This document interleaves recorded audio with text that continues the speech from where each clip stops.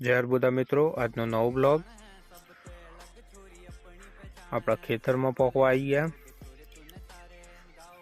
Tractor लईने खेतर में आई गया। एक में रेली में पानी पावानुं हतुं ते पानी पाई दीए।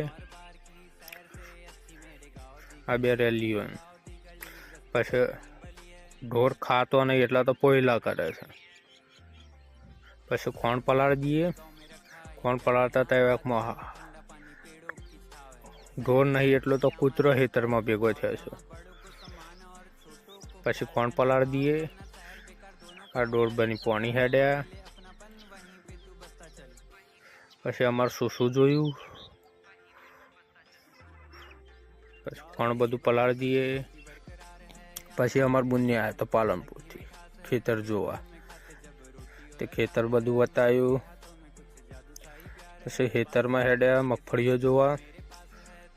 मगफळीओ जोईने पछी डोहो की भाई पलो मारो। ते पलो चालू करी दीधुं।